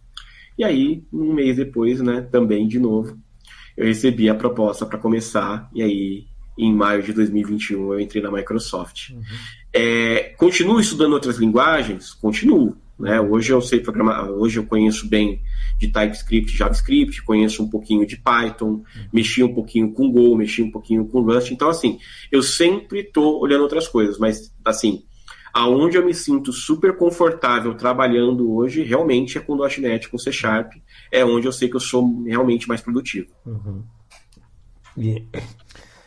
Acho que assim como você, também meu contato com a programação assim foi com o Pascal, né? Eu fiz um curso de técnico em informática, lá aprendi lógica com Pascal e no Delphi, lá na parte de interface gráfica, da que eu ainda enxergava e achei legal, achava legal fazer aquelas janelinhas, colocar os botões, as caixas de edição, colocar os eventos no botão. Quando a gente viu também como salvar aquilo no banco de dados, eu achei bem interessante, tudo achava legal, mas me encantei mais depois quando eu fui aprender o PHP por conta, né? Aí passei a gostar mais da parte da web, né? Então HTML, CSS, PHP. Acho que eu gostava mais porque para fazer o teste era mais fácil, né? Você fazer o teste lá na hora, no Google, no navegador, diferente de um Delphi, ter que compilar tudo lá para testar, né? Aí o PHP me encantou. E aí eu pude perceber uma coisa que você sempre toca nessa tecla lá do grupo, né? Que as pessoas querem aprender um monte de linguagem ao mesmo tempo, quer saber tudo, e você não precisa saber tudo. Você manjando a lógica, aprendendo uma linguagem, para aprender outra é bem mais fácil. Então toda a base que eu tive com o Pascal e o Delphi foi bem mais simples aprender o PHP sozinho depois. E como tudo na vida é aquilo, né? Cara, você é um cara bom de fazer churrasco. Isso quer dizer que você vai ser um cara bom de fazer macarrão? Não necessariamente, mas a base, né, você já vai ter e isso vai ajudar. E com o tempo, né, o seu primeiro churrasco não foi o melhor churrasco da sua vida. Provavelmente foi o pior. Mas conforme você foi fazendo mais churrasco, você foi pegando a manha de quanto tempo a carne tinha que ficar, a hora de virar carne, foi pegando temperos prontos, mas depois você foi inventando os seus próprios temperos. Chegou um momento em que você chegou a ter coragem de fazer as suas experiências, do tipo, cara, nunca comi uma bisteca, né, na churrasqueira, vou tentar fazer. Nunca fiz, mas vou tentar fazer. Você começa a arriscar. Programação é a mesma coisa. Você tem que pegar uma linguagem, né? E essa linguagem, você vai começar codando mal pra caramba nela, mas vai começando a pegar a manha, vai criando um repertório. Depois desse repertório que você criou, você já começa a inventar outras coisas. Quando você vai ver, você está codando coisa nessa linguagem que você nem imaginava. Né? Então, acho que o importante é isso. E é por isso que a gente sempre fala lá no grupo, eu reforço pra galera, cara, não coloca o carro na frente dos bois, né? Aprende os fundamentos. Você aprendendo os fundamentos, você entendendo o que é uma expressão booleana, você entendendo o que é um condicional, você entendendo o que é um laço de repetição, qualquer linguagem que você pegar é aprender a sintaxe.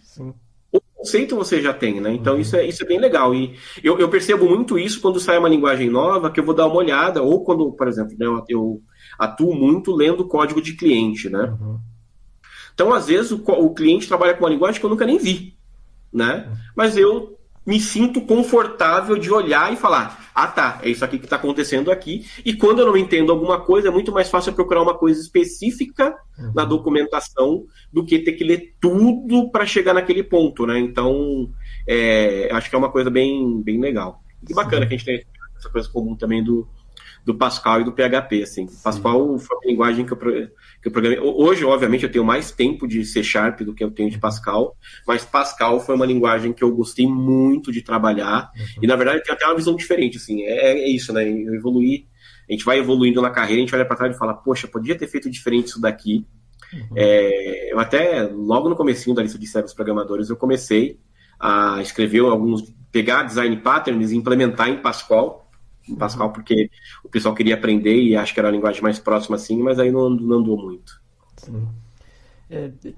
Como faz muito tempo que eu ouvi, mas eu acho que eu ainda lembro algumas coisas da sintaxe lá, o var, begin, end, o read, acho que é o write-ln para escrever e botar na linha de baixo. Exato. Coisas eu ainda lembro lá de como fazer. Cara, é igual andar de bicicleta. Eu brinco assim, eu acho que se eu pegar agora, se eu entrar no Google e eu pegar e procurar por uma listagem de código em Clipper, eu vou ler tranquilamente, sabe? Eu vou ler tranquilamente o código.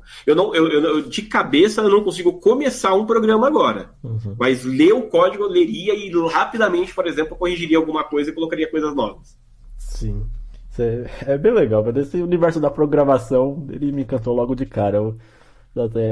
Pra mim é muito excitante você digitar umas linhas de código e mandar lá pra rodar, compilar, se tudo aquilo funcionando. Acho que tem uma coisa mágica nisso. Não, claro que, cara, é que você está dando vida para uma ideia sua, né? Você tem, é uma coisa que está na sua cabeça e que rapidamente você faz aquilo acontecer. Eu vou até datar um pouquinho aqui, Will, mas a gente está gravando aqui exatamente no Dia dos Pais, né? E eu falei isso com você no dia que a gente marcou a data aqui, e eu falei hoje no grupo de novo, né? Meus filhos são todos digitais, né? Eu acho que é isso, assim, programar é criar esses pequenos filhinhos que a gente faz, e tem uma frase que eu falei uma vez numa palestra, que uma pessoa me marcou no Twitter e repostou, que é muito isso, principalmente pra gente que é pessoa com deficiência. Quando a gente não tem alguma coisa, programação permite a gente criar. Então, se o NVDA, né, que é o leitor de telas que a gente usa, não tem uma funcionalidade, a gente vai lá e cria um add-on, né, programando para ele fazer isso.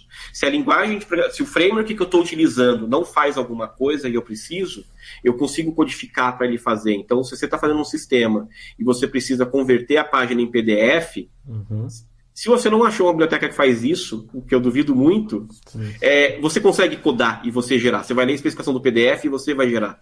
Então, dá pra gente uma liberdade muito grande. E eu não consigo, de verdade, eu não consigo, né? Não sei se é uma pergunta que você estava preparado, mas assim, eu não consigo fechar os olhos e me imaginar em outra profissão que não seja essa. Para mim, assim, muito provavelmente, ou eu seria muito infeliz fazendo outra coisa, ou eu seria um programador dentro dessa área. Eu seria aquele usuário que a gente adora, que é o cara que programa as próprias coisas. Você vai ver, o cara tem vários sistemas debaixo da mesa dele, assim, que ele mesmo criou, né, o Shadow TI, né? Porque duas coisas. Primeiro, porque essa veia lógica e criativa minha é muito forte. E segundo, é que eu sou preguiçoso.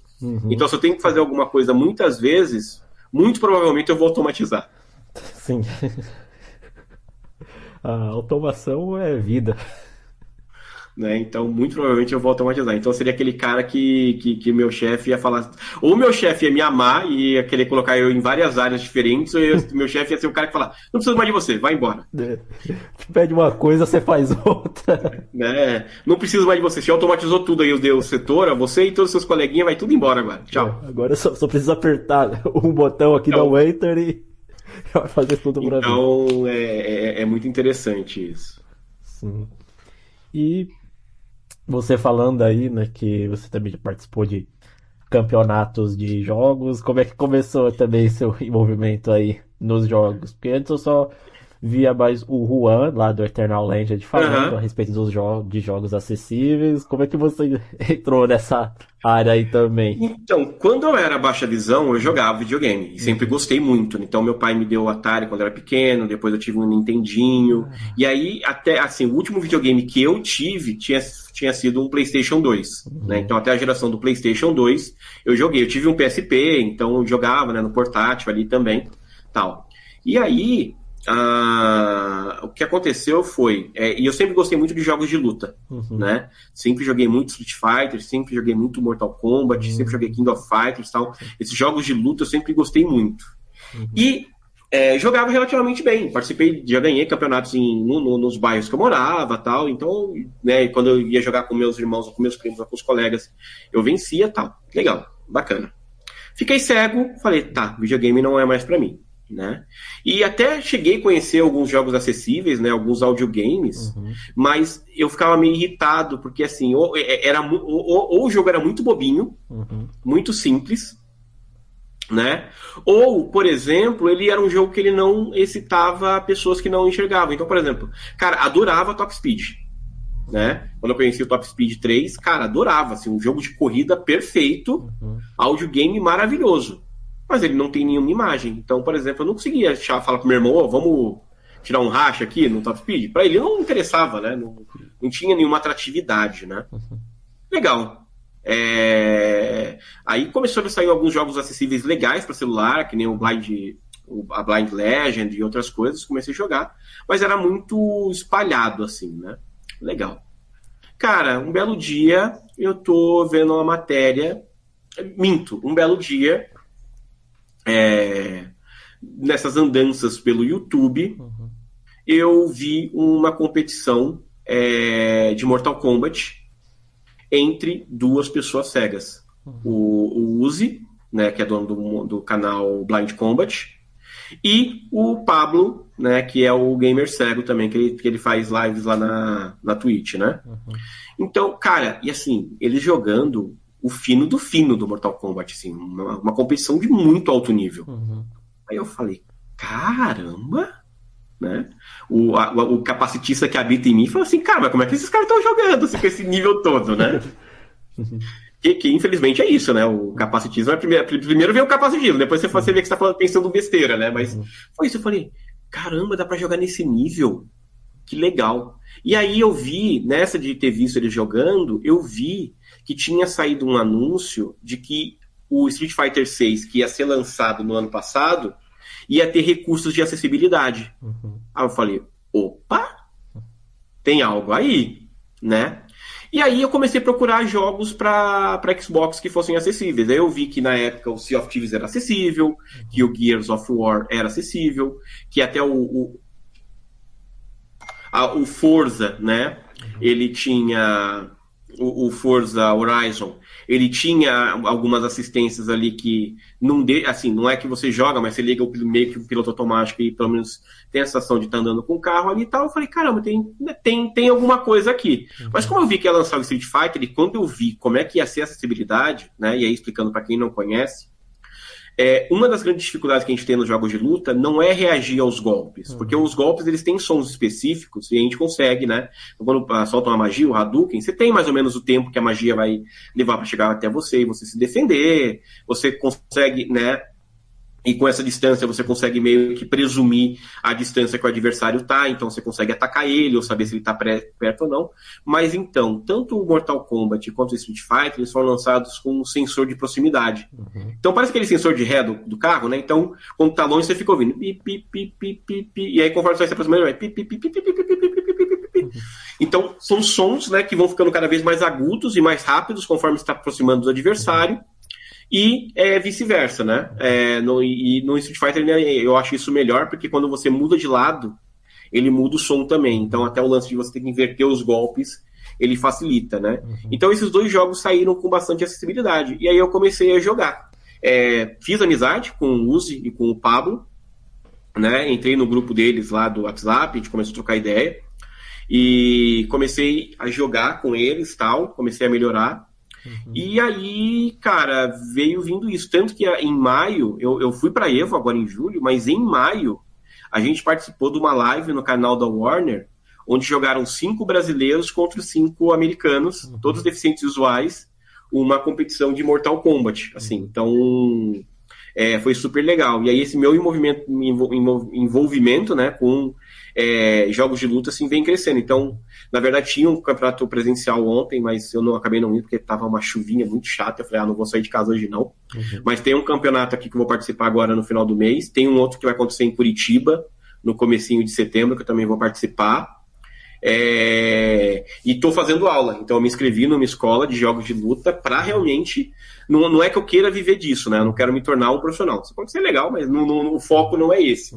Mas é realmente jogar de uma forma realmente mais organizada e, cara, é totalmente inclusivo. Eu acho muito legal, assim, o quanto o videogame realmente é uma atividade que cada vez mais está incluindo a gente, e é um evento social, né? Porque você conhece pessoas, você faz amizades, é uma coisa muito legal. Legal. E por isso a gente teve assim, vivências bem parecidas, que de videogame também cheguei a ter um Atari. Você jogava bastante Enduro, River Ride? Nossa, total. Frostbite, né? O jogo do gelinho. Pitfall. Quebrava muito controle jogando Decathlon. E deixa eu te perguntar, no Enduro lá, quando você ia movimentar o carro, você ia mexendo o controle junto como se ele fosse o volante, mexendo o seu corpo? Sempre. Cara, eu tenho uma cena muito engraçada na minha cabeça, que era de quando a gente ganhou o Nintendinho, que tinha o jogo do Mario, aí meu irmão caçula na época, ele tinha... Ali foi em 89, mais ou menos, que a gente ganhou, 89... Não, foi 89, foi entre 89 e 90 que a gente ganhou o nosso Nintendinho. Então meu irmão devia ter uns 4, 5 anos. Aí era muito engraçado assistir ele jogando Mario, porque ele ficava com o controle na mão, e aí quando o Mario pulava na tela, ele pulava também, assim, era muito engraçado. Já era o precursor do Nintendo Wii. Exato. Era muito engraçado. Nossa, ver essa cena na minha cabeça agora, eu comecei a rir por dentro aqui. Sim. Aí depois do Atari, o videogame que a gente teve em casa foi o Mega Drive, então eu fui mais Team Sonic, né? Sim. Mas cheguei a ter o Mortal Kombat 3 também. Nunca fui muito fã de jogos de luta, mas até que eu achava legal o Mortal Kombat. E aquela febre de o cara que tinha a revista lá com os Fatality, tudo, você copiando, aquele passando de mão em mão, você copiando todas aquelas sequências lá. Era bem legal fazer os Fatality. E pra aquela época eu achei, nossa, o gráfico já achava muito bom, porque era captura de personagens mesmo. Pra um videogame daquela época era mó legal. E Mortal Kombat até que era divertido. Jogar os pessoal do alto da ponte. Não, Mortal Kombat E o novo agora, ele tá muito legal, porque ele tem um conceito que é das parcerias, né? Então você escolhe o seu personagem e ainda escolhe uma parceria, assim, e aí tem toda uma interação, e é super dinâmico, assim. Então, cara, é impressionante como tudo vai evoluindo, ficando ao mesmo tempo complexo, mas não tão complexo. Porque, por exemplo, Mortal Kombat não tem comandos muito difíceis, né? É sempre para baixo, para frente um soco, para frente, para trás um chute. São comandos mais simples. No Street Fighter, os comandos eles são mais complexos. Mas o Street Fighter, até para acessibilidade, ele veio com um recurso interessante, que ele criou 3 modelos de controle. Tem o clássico, que é onde você tem que fazer todos os comandos mesmo. Tem o moderno, onde você consegue fazer vários golpes especiais simplesmente apertando um botão. E uma direção, e o dinâmico, que o dinâmico você vai apertando qualquer botão e ele vai gerando combos automáticos para você. Então mesmo se você pegar uma criança muito pequena ou uma pessoa que não tem a menor habilidade com o jogo, ela vai conseguir fazer alguma coisa e se divertir, sabe? Então é muito legal isso. Sim. E eu fico feliz agora em saber, né, que tá tendo mais essa preocupação em deixar jogos acessíveis, né? Não, em relação à acessibilidade de jogos, bom, tem 2 jogos da Sony que ganharam prêmios, né, de acessibilidade, que foi o The Last of Us 1 e 2, que o jogo é totalmente acessível, é um jogo de mundo aberto, só que os caras criaram mecânicas ali de acessibilidade que são inacreditáveis, assim, de bom. E no ano passado o jogo que ganhou foi o Forza, e para mim o Forza ele tem um mérito a mais, porque quando você fala de jogos de mundo aberto, jogos de tiro, jogos assim, você consegue imaginar uma mecânica para uma pessoa com deficiência visual jogar. Forza é um jogo de corrida. E apesar de a gente ter o Top Speed, o Top Speed era um áudio game, né? Ele só se preocupou com tornar, né, um jogo de corrida somente com áudio. O Forza, além disso, ele é um simulador. Então, além de todo o realismo dos carros, eles tiveram que pensar como tornar essa experiência acessível a pessoas cegas. E aí eles criaram um Blind Driving System, que é uma sequência de sinais sonoros que ajudam a gente a saber a melhor hora de frear, a melhor hora de acelerar, se a gente está muito próximo das laterais. Então, cara, uma pessoa bem treinada, ela joga Forza com tanto alto nível como qualquer pessoa. É impressionante, assim. Então, para mim, assim, eu tiro o chapéu mesmo para o estúdio que fez, porque eles fizeram algo inacreditável. E conversando com a Cubs, né? Ficou claro que eu sou muito fã de Harry Potter. Eu gosto bastante, releio os livros, tudo. E coisa que eu tenho vontade aí, quem sabe um dia se eles deixarem o Hogwarts Legacy acessível para eu poder jogar também. Que eu relembrar de quando eu jogava o Harry Potter no PlayStation 1. Joguei bastante, então quero poder jogar ele um dia também aí com acessibilidade. Cara, eu acho que talvez não o Hogwarts Legacy, mas eu não duvido de num futuro não sair. E assim, vou te deixar um pouquinho mais triste. Não sei se você sabe, mas sai agora em setembro um jogo que roda dentro do mundo do Hogwarts Legacy, que é a Copa do Mundo de quadribol. Então, cara, vai ser um jogo de quadribol pra você jogar no videogame, cara. Que negócio inacreditável, né? E não é aqueles malucos, não sei se já te contaram essa cena maravilhosa, mas tem uma galera que se reúne pra jogar quadribol no Parque do Ibirapuera. Aí é um bando de adulto correndo com uma vassoura no meio das pernas pra tentar fazer o gol. E aí o pomo de ouro é uma pessoa que tá correndo. É uma pessoa toda de preto, com o pomo amarrado numa corda, enrolado na cintura dela, e ela fica correndo no meio do jogador. Agora eu ver aquele. Você já assistiu aquele filme Os Estagiários? Sim. Você assistiu quando enxergava? Porque agora me veio à mente o pessoal lá no Google, campeonato de quadribol lá. Sim. Cara, não, eu não assisti enxergando, infelizmente, cara, mas, putz, é exatamente isso, assim, sabe? É uma loucura, assim, cara. Mas aí o pessoal faz isso aqui no Ibirapuera, cara. Meu professor de piano que falou, né? Aliás, que é outra paixão minha, né? Que eu descobri há 2 anos. A gente ganha um benefício da Microsoft, que começou durante ali a pandemia, que era eles disponibilizaram uma verba pra gente comprar alguma coisa pra gente que tivesse a ver com saúde, tanto física quanto mental. Então, você podia comprar tratamento, você podia fazer algumas coisas, ou por exemplo, você podia comprar alguma coisa relacionada à arte para você estudar e criar um novo hobby. E aí eu comprei um teclado, né? Teclado musical. E fiquei 1 ano tentando aprender por YouTube, e aulas online e tal, mas eu senti que eu estagnei. E aí tem uma escola de música aqui perto de casa, e eu fui e matriculei. Eu já estou 1 ano e 4 meses já fazendo aula de piano, e, cara, me apaixonei, assim, um negócio super legal.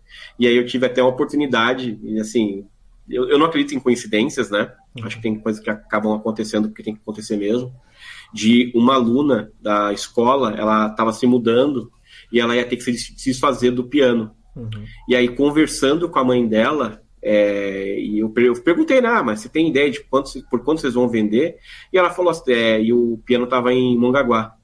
Ela falou, olha, se alguém me der certeza que vai buscar, eu dou o piano. E aí eu ganhei o piano. Né? Então agora aqui dentro do meu escritório, onde eu estou sentado agora, bem do meu lado direito, encostado na parede, eu tenho um piano de parede aqui no meu quarto, assim. E música é um negócio que sempre me relaxou muito, assim, eu sempre gostei muito, assim. Já, né, atuei como DJ em festas e tudo mais. Assim, eu gosto muito dessa parte musical, e aí hoje acaba sendo assim, cara, tô muito estressado com algum código, não tô conseguindo resolver alguma coisa. Com certeza eu vou ali, 5 minutinhos no piano, tocando, relaxando. Quando eu vou ver, a ideia vem. Legal. Você programa, joga, toca. Você também combate o crime à noite, como vigilante mascarado? Mas como todo bom cego, né? Eu coloco minha fantasia de demolidor e saio dando bengaladas por aí, né? Combatendo o crime, cortando os galhos das árvores que tanto atrapalham a gente. Né? Foi eu que fiz Fui eu que arranquei os orelhões aqui de São Paulo, né? A gente não bate mais a cabeça naqueles negócios. Agora tem que sair tampando os buracos, tirando as lixeiras do meio da Eita. calçada. É, a galera realmente não pensa na gente. E, cara, pra talvez aquele iniciante, assim, que tá escutando a gente, deficiente visual, vendo aí, ó, que dá pra programar normal, que dicas, conselhos você pode dar aí pra essa pessoa, né? Que sempre surgem muitas perguntas lá no grupo. Ah, qual Uhum. linguagem começar? O que fazer? Qual é a melhor linguagem? A gente já sabe que a melhor é o PHP, mas...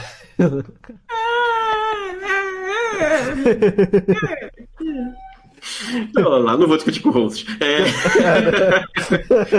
Cara, assim, eu acho que para quem tá para quem tá começando, quem quer começar na área, e eu diria até para quem tá ali até no nível intermediário, tá? Acho que essa dica ela é super válida. Primeiro, estuda uma coisa de cada vez. Né? Não tenta misturar as coisas e assim, eu tenho uma percepção muito clara para mim, mas é a minha opinião, né? Todo mundo tem direito de discordar. Mas para mim, a pessoa não pode ser generalista se ela não for especialista em alguma coisa. Então, a pessoa que ela tenta aprender ao mesmo tempo HTML, CSS, JavaScript e não fica boa em nenhuma das três, ela vai ser meia boca nas três. Ela não é porque ela é meia boca em duas, ela melhora. Não, ela continua sendo meia boca. Não é acumulativo. Né? Então, assim, cara, eu quero aprender a programar, então eu vou aprender a programar. Então, eu vou pegar uma linguagem, PHP, C Sharp, Java, Python, e eu vou ficar bom nessa linguagem. Ah, legal, fiquei bom na linguagem, eu conheço todas as estruturas da linguagem, eu consigo resolver qualquer problema nessa linguagem. Tá bom, então agora como é que eu adiciono coisas aqui? Tá, beleza, então agora eu sou bom em Python e eu quero brincar com um banco de dados. Eu também vou escolher um banco de dados, vou pegar a melhor biblioteca que o Python tem para esse banco de dados, e aí eu vou ficar bom em banco de dados. Aí, legal, eu sei Python, eu sei banco de dados.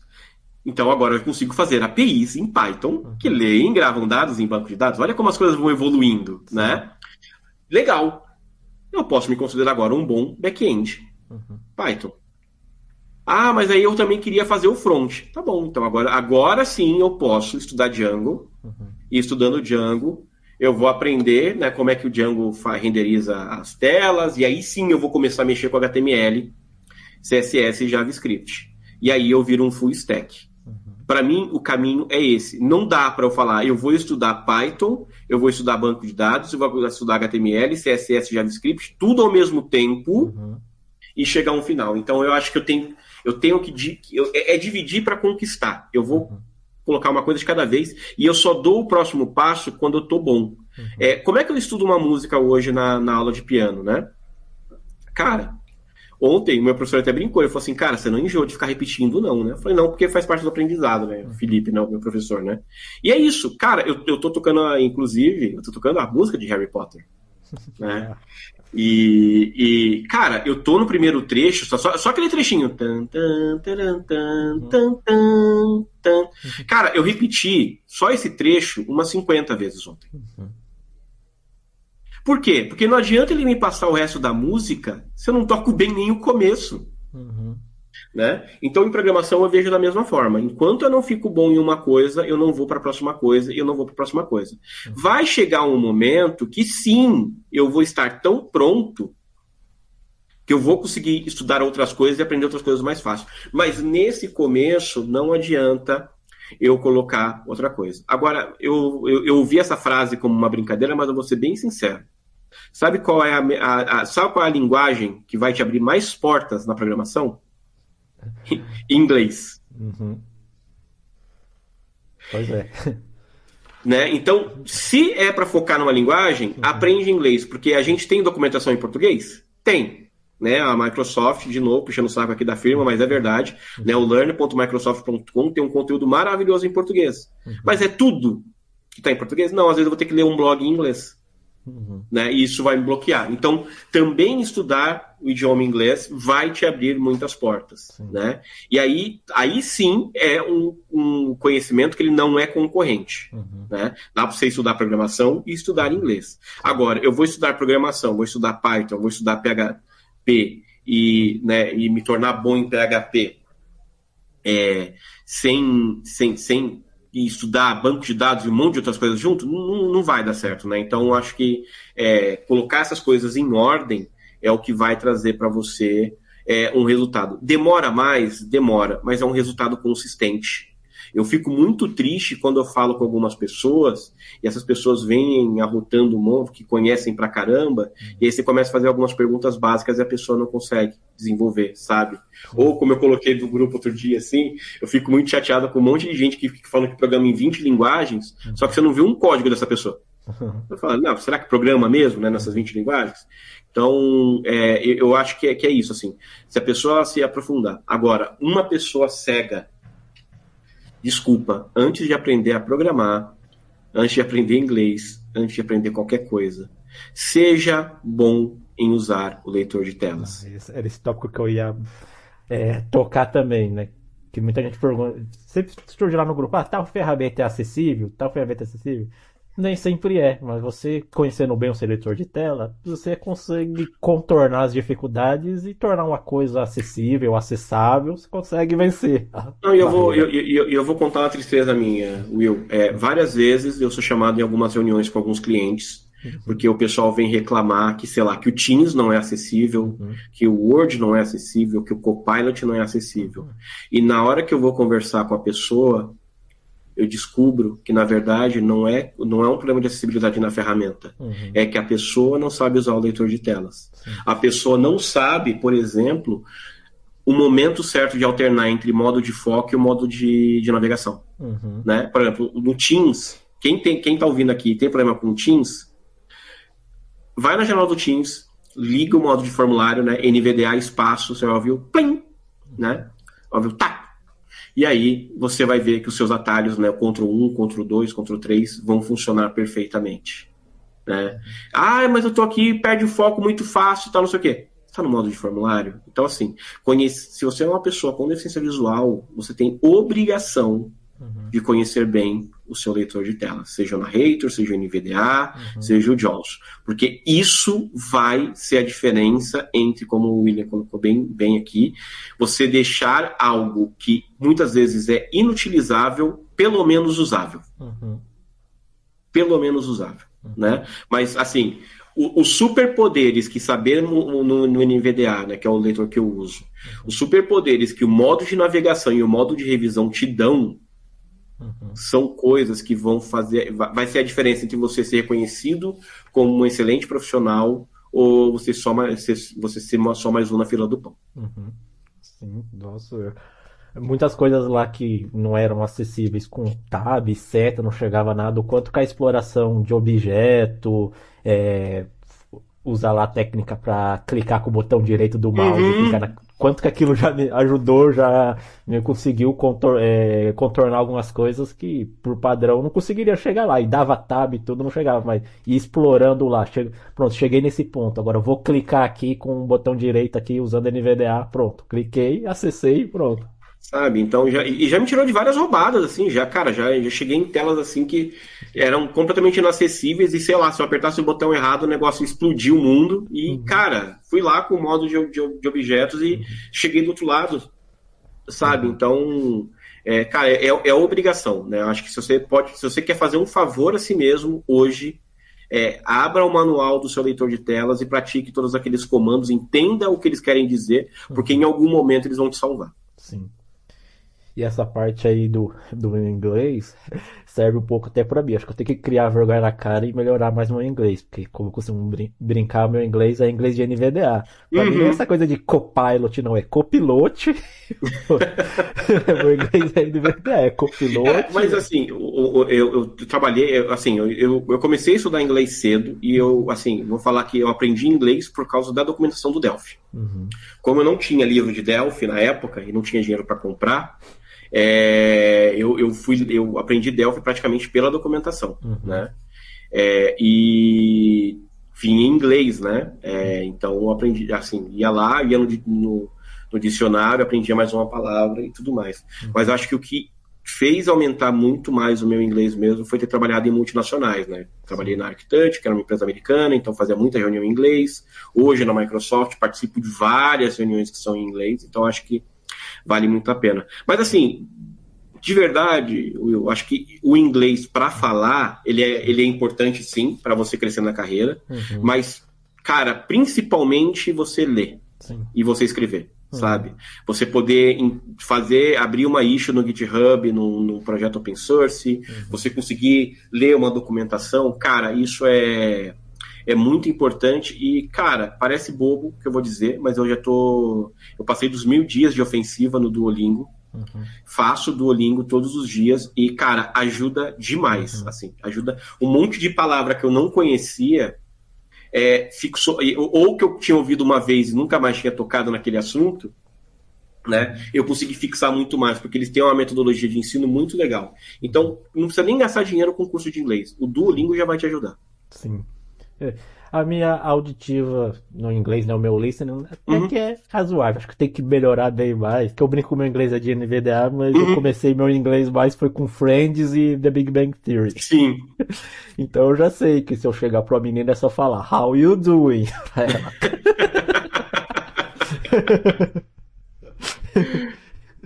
Mas de séries em inglês ajuda um pouco, principalmente essas sitcoms, né? Que eles abordam um pouco mais do cotidiano. E é o inglês que você vai ver no dia a dia, cara, porque eu vou ser bem sincero, tá? Inglês de escola, how are you? Are you okay?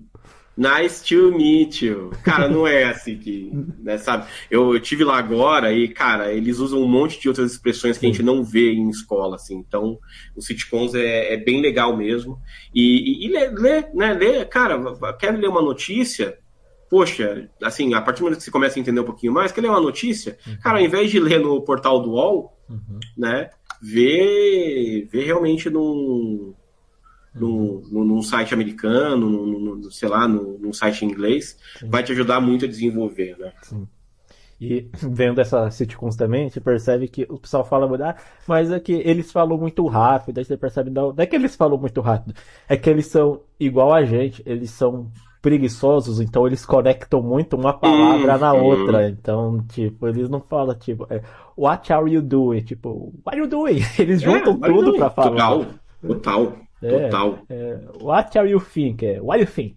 Porque eles é igual a gente não fala, a gente tipo fala né, pra não falar não é. Eles juntam as coisas e metade de uma palavra na outra, por isso que dá a impressão que é rápido. Não, é que eles são preguiçosos pra falar, querem falar o mais rápido possível. Com certeza. E chegando aqui um pouco mais pro nosso final, que nosso tempo voou, mas quando o papo é bom, ele voa assim mesmo. Com já certeza, fica o convite pra voltar mais vezes. Voltar com a Camis também, aí. Sim. Papo nós três. Mas eu costumo aqui conversar, né? Perguntar o que a pessoa gosta de fazer pra assim, relaxar. Você já deu um pouco das respostas, né? Gosta de música, jogos também. Curte fazer mais alguma coisa aí pra quando quer dar aquela desestressada. Não quero saber de linha de código. Não, vou deixar esse pessoal aqui do Pessoas Cegas Programadoras se matar pra lá. Não quero... Cara, tem duas coisas que eu gosto muito. Eu gosto muito de conversar, bater papo, né, regado uma boa cervejinha. É uma coisa que eu gosto muito de fazer. Mas eu também gosto de assistir série, né? E filmes e séries, né? Eu gosto bastante, assim.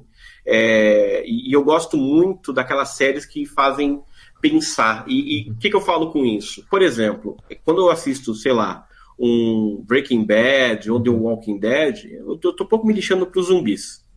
O que eu acho legal desse tipo de série é a gente entender a natureza humana. O quanto o ser humano ele é capaz de ir pra redenção e ser super bondoso ajudando as outras pessoas, ou o quanto a pessoa ela pode ser filha da mãe. Ser egoísta e querer, né, dominar outras pessoas e tudo mais. Então eu gosto muito dessas séries que fazem a gente refletir sobre a humanidade em si, né? Eu obviamente gosto muito de Marvel, gosto muito de Disney, gosto muito de várias séries. Gosto de misturar duas coisas, então eu tenho assistido várias séries de jogos, né? Então assisti Fallout na Amazon Prime, assisti Halo lá na Paramount. Então eu gosto muito de ver isso, né? Me chateei muito com o filme do Mario, não gostei, achei muito infantil, muito bobinho. O último? Porque se for o primeiro já é uma unanimidade, ninguém gosta daquele filme. Então achei esse último filme, né, de animação, achei muito bobinho. Aí a quinta série desperta, é Mario? Que Mario? Né? o encanador. E aí, né, mas então eu gosto assim de assistir um filme, dar uma relaxada no sofá, eu acho que é bacana. Mas o que eu tenho mais feito mesmo é jogado, porque, né, eu acabei comprando um Rogue Ally, né, um videogame portátil. Então é legal que agora eu tô jogando um jogo chamado As Dusk Falls, que é praticamente uma série interativa, né? Então vão tendo situações na série e você vai tendo que escolher as frases do diálogo ou fazer algumas pequenas ações, assim, não é um jogo de aventura convencional, mas que é uma história bem cativante, assim, eu tô gostando. Então, normalmente é isso. Quando eu quero deixar o pessoal lá da lista lá se matando, eu vou jogar um joguinho ou vou tomar uma cervejinha pra dar uma relaxada. Legal, hein? Cara, foi muito boa essa conversa, assim. A gente nunca tinha parado pra conversar antes, então foi muito legal conhecer mais você. A gente só via seus comentários bem pertinentes lá no grupo, às vezes coisas que você tem que fazer pra botar ordem na bagunça, né? Mas foi bem legal conhecer o Alexandre fora do grupo, que a gente ainda continua mantendo contato, vindo mais vezes, conversando, que é bem legal se aprender com essa vasta experiência que você tem, esse vasto conhecimento que você tem que é de verdade, na sua teoria. Foi bem legal. Então... Não, muito legal, né? Eu que agradeço a oportunidade, William. Conta comigo para trazer mais gente e a gente levar esse conhecimento para mais pessoas, né? Como eu falei, foi uma professora que mudou completamente minha vida, me dando essa oportunidade de conhecer informática, e ali foi o ponto de virada da minha vida. Então, uma coisa que eu tento com o grupo, com os eventos, com as coisas que eu faço, é exatamente isso também, né? Conseguir, de alguma forma, transformar a vida das pessoas para melhor, através do meu conhecimento. Então, te agradeço aí também a oportunidade de poder estar falando aqui com o seu público. Com certeza. E você ainda manteve o contato com a sua professora? Ela já viu os frutos que isso que ela fez deu? Cara, não, eu perdi assim, eu nunca fui muito bom com nomes, e eu sou de um tempo em que realmente, né, se eu quisesse ter mantido contato com ela, eu ia ter que ficar mandando cartas, né? Então eu não tinha o endereço dela e tudo mais. Mas, cara, com certeza já deve ter chegado para ela em algum momento isso, e espero que ela tenha se reconhecido, porque ela realmente mudou a minha vida. Sim, com certeza. Então, aí, professora da Alexandre, se estiver escutando a gente, saiba que aquele seu voucher lá fez a gente ganhar aí um grande programador lá na Microsoft. Legal essas ajudas. Eu espero um dia poder fazer essa diferença também aí na vida das pessoas. Você já faz, cara, tenha certeza. Sim, Tenho recebido uns comentários bem positivos lá no canal que me deixam feliz, né?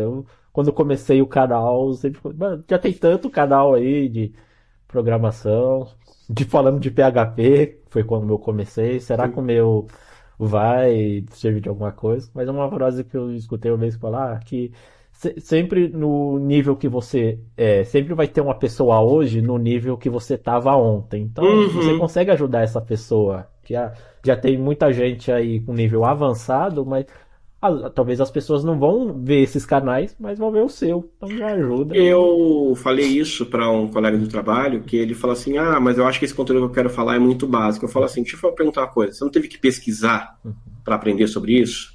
Se você teve que pesquisar, alguém também teve, só que a diferença é que você está entregando isso já um pouquinho mais mastigado para essa pessoa. Então sempre vale a pena a gente compartilhar o que a gente conheceu, porque sempre vai ter alguém que não conhece aquilo e vai aprender com a gente. Então, como eu te disse, você já está gerando né, um resultado. Às vezes a gente não consegue medir esse impacto, tá? Mas você já está impactando a vida de bastante gente, sim. E é esse pensamento que me faz continuar fazendo as coisas, e mesmo quando bate aquele desânimo de, poxa, né, mas aí Cara, eu consegui fazer 150 pessoas saírem da sua casa, eu fiz gente viajar de outro estado para participar de um evento que eu organizei. Então, sim, o que eu estou fazendo é importante, o que eu estou fazendo é relevante. Sim, viu? Vejo assim também os retornos que o canal tá me dando, porque retorno nessa vida não é só financeiro, né? Então, me Uhum. fez fazer parte desse grupo, ter contato com outros cegos é essencial, né? Que era aquela coisa. Antes eu só sabia que outros cegos existiam, mas não conhecia nenhum. Poder conversar com eles e conhecer a história deles. Então, esse podcast também. Onde na minha vida eu achei que um dia eu teria um podcast conversando com a galera Uhum. legal. Então, todo esse canal, assim, ele só tem me trazido ganhos também. E espero continuar aí conhecendo cada vez pessoas legais aí que estou aprendendo mais com o canal, com o grupo, do que lá na faculdade. Não, com certeza, com certeza. E é isso. Se quiser depois eu também compartilhar seu LinkedIn, eu deixo o link aí na descrição, pessoal. Ir lá te seguir. Qualquer rede social, Uhum, eu vou te passar os links depois para você colocar aí sim, uhum, mas qualquer rede social para me achar é Magulation. uhum, MAG, 2 Os, LATION. uhum, Qualquer rede que você procurar, sempre quando surge uma rede nova, eu vou lá e, nem que eu não vá usar a rede, eu já vou lá e já reservo para ninguém pegar. uhum, Então, pode ir em qualquer rede que você vai me achar desse jeito. Mas a rede que eu mais uso, se você quer falar comigo, vai ser LinkedIn e vai ser uhum, o Twitter, né? uhum. Legal. Então, E cara, é engraçado que o meu irmão mais velho, o apelido dele também é Magu. Creio eu que pelo mesmo motivo. uhum. É engraçado outra pessoa com o apelido dele. Sim. Não, e por que virou Magulation exatamente, na verdade, é uma longa história, eu posso contar numa próxima oportunidade, Uhum, mas o bom de ter virado Magulation é que aí é mais fácil de registrar o nome, né? uhum, Porque Magu, cria uma rede social, já tem sempre algum Magu ali registrando, né? Então, sim. assistam o Mister Magu. É, isso, gente. Espero que vocês tenham gostado do episódio, como eu gostei. Deixa aí nos comentários, querem aqui o Alexandre mais vezes, compartilhando a experiência dele, tenho certeza que vai ser bem legal. Deixa o seu like aí, né? Você sabe como o YouTube funciona. Então o seu like é a forma dele entender que você gosta desse conteúdo e vai te recomendar mais depois, se ainda não for inscrito. Se inscreva no canal e ative o sininho para você ser avisado quando tiver conteúdo novo. Confira aqui os demais episódios do Além do Código, né? Já conversei com muita gente legal. Confere aí também as outras playlists que eu tenho, PHP, HTML. Nesse momento estou com uma playlist de lógica de programação com o Portugal. Se você quiser dar uma olhada para saber se a programação é para você mesmo, começa com a lógica e depois, você entendendo a lógica, você consegue partir para uma outra linguagem aí e aprender bem mais fácil. E nos vemos aí no próximo episódio. Até mais, pessoal. Opa, tchau, tchau, pessoal.